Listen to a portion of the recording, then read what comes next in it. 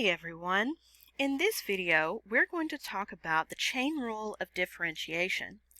Now, in previous sections, we discussed that if we had something like 3x plus 2 cubed, then we could use FOIL or the box method or some other way to multiply all three of those parentheses, and then we would differentiate the resulting polynomial. But if we have higher powers, then multiplying those parentheses just becomes impractical. So instead, we want to look at it as if it's a composition function, f of g of x, so that the 3x plus 2 is seen as a function all by itself, and then the cube, or 12, would be seen as a separate function. Now we can do this, but we have to think about it in a slightly different way. So first we're going to talk or remember our notation parts. So we say that the first derivative of f with respect to x, we call that f prime of x, or we could say d dx of f of x, or we could say that was dy dx if y is f of x. So all of those mean the same thing, but we're going to separate the dy dx into pieces so that we can actually mess with a composition function. So if we say that we're dealing with a composition function, and we're going to say that's y, then dy dx, if y is f of g of x, will work just fine. But we can't do it directly because g is inside of f. So instead, we're going to use something called u substitution, whereas we're going to say that u is the inside function, the g of x, and if we take its derivative, then we get du over dx, which would be g prime. Now, that's fine and dandy, but we have to combine that with the idea that y would then be, instead of f of g of x, it would be f of u. So instead of having y with respect to x, it's now with respect to u.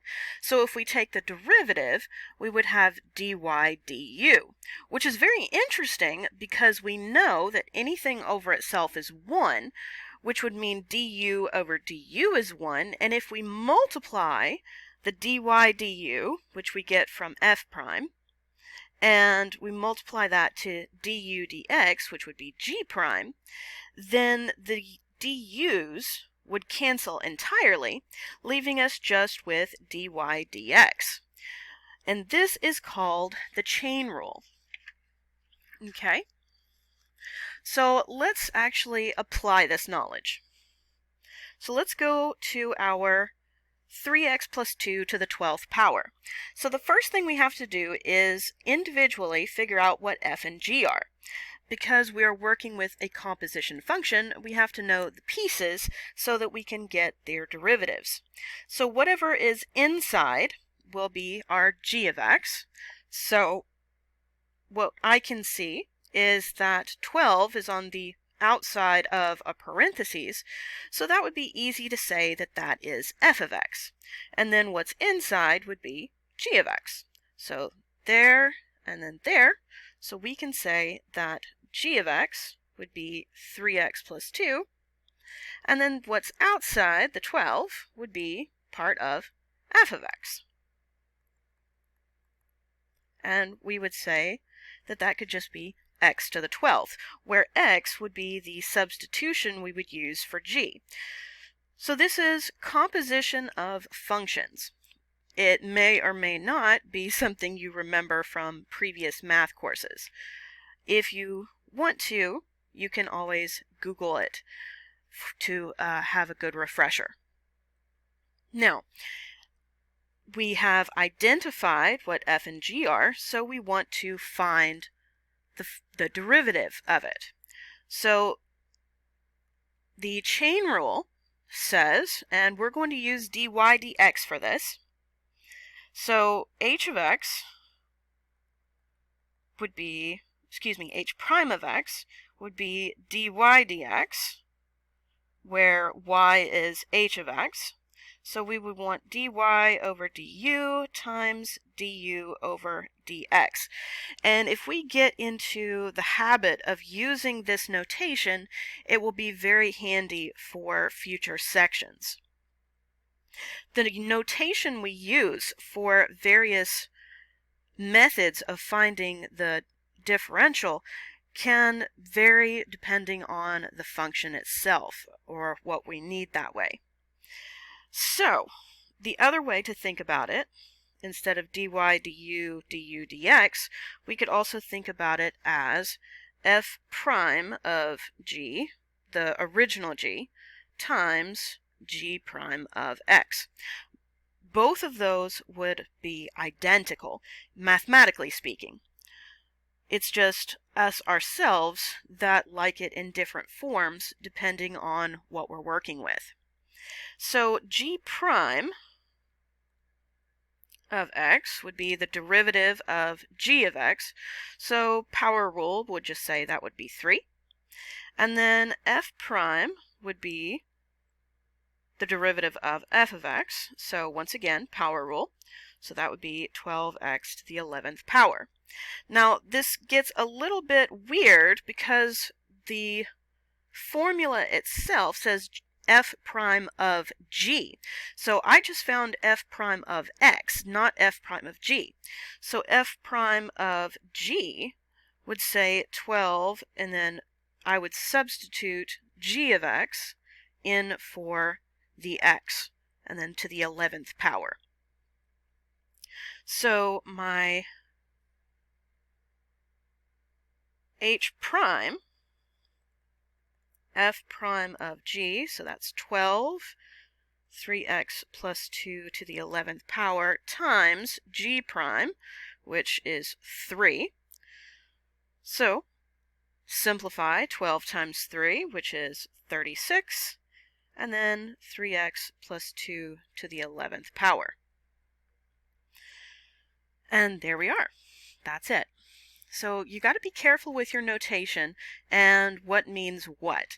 So some are helpful in some ways, some are helpful in other ways. In this particular case, since we were already working with f and g from example 1, it was easier just to use the secondary formula. But if we don't already have an f and g, then sometimes the first formula is easier. And you'll see what I mean as we go through the examples. So how about this one? We have a table of values, and we know what h of x is, which f of g of x, and they want us to find h prime of 1. So the first thing that I would think of is, well, what's h prime of x? Not h prime of 1, just h prime of x. Well, if h of x is f of g of x, then h prime of x would be f prime of g times g prime. Translate that into h prime of 1, that would make us f prime of g of 1 times g prime of 1. Okay, so let's put that with the table. So g of 1, g of x of 1 would give us 4. So we will want f prime of 4. And g prime of 1 would give us 1/8. All right. And then f prime of 4, f prime of 4 would give us -6 times 1/8. So that would give us -6/8, otherwise known as -3/4. So that's how these things work. Let's do it again with p. P is the exact same thing as H, it's just backwards. We have g of f of x instead of f of g of x, but the formula would be the same. So P prime would be the same except backwards. So that would be g prime of f times f prime. So P prime of 3 would be g prime of f of 3 times f prime of 3. Okay, so g prime f of 3 being, well, f of x of 3 would give us 4. And f prime of 3 would give us negative 3. Careful of your parentheses here. Negatives always make things interesting, and of course my tablet decides to help at that point. And then g prime of 4, g prime of 4 would give us 5/8. So 5/8 times negative 3 would give us negative 15/8. And I can't simplify that anymore. Okay. So, in these first few examples, they deliberately set it up so we were working with f and g, so we would use that secondary formula definition for the chain rule. But what if they don't? So we have find dy dx if y is the cosine of x to the 8th power. That is the same thing. Cosine to the 8th of x is the same as cosine of x to the 8th power. Those things are equivalent mathematically. So in this case, I would want to use u, and you'll see why in later examples. For the now, just trust me. So u, I would say, is the cosine of x, which means du would be dx, so the derivative of cosine is negative sine. And then we would have, from there, we could say that as such, y would be u to the 8th power. So dy du, we treat u as a singular variable. We don't think that it's cosine at all. So we would use the power rule, and we would get 8u to the 7th. Okay. And then we would put it into our formula. So dy dx would be dy du times du dx. So dy du would be 8u to the 7th times negative sine x. And then we would turn everything back into its original format of just y's and x's. So dy dx would be negative 8 cosine to the 7th of x, and then sine x. The cosine of x coming from the u, and then the sine of x coming from du. And that would be it. That's all we need. Now, sometimes this can be a bit interesting, especially if they decide to bring in trig identities. So let's look at the next one. We have calculate the derivative of y equals the square root of 1 plus cotangent squared of x. Well, this is very interesting because there should be an immediate red flag in your head saying, hey, I can rewrite the square root of 1 plus cotangent squared as the square root of cosecant squared based on the trig identity. And then the square root of a square is just the singular, right? But we can't do it that way. Even though we want to, it won't work as well as we want it to. But we can say that,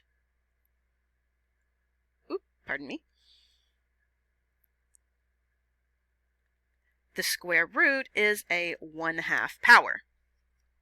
So if we say that the square root is a 1/2 power, and then we say that u will be the cosecant squared of x, which would be cosecant cosecant, then du dx would be the product rule, wouldn't it? So that could actually take us a second. So the product rule says that f prime of g plus fg prime.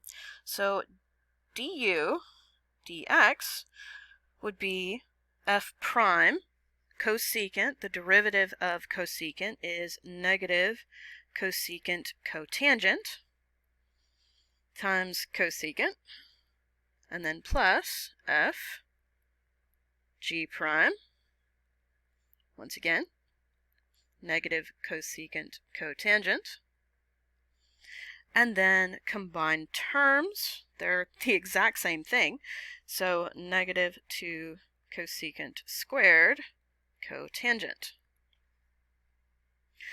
At that point, now that we have du dx, we can look at dy dx. Excuse me, dy du. So y we can now rewrite as u to the 1/2, and then dy dx would be dy du times du dx. dy du would be the power rule, 1/2 u to the negative 1/2 times negative 2 cosecant squared x cotangent x. U is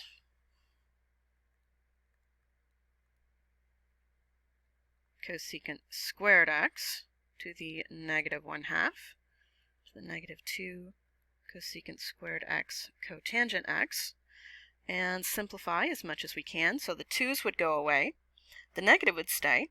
I don't like negative exponents. They're terrible.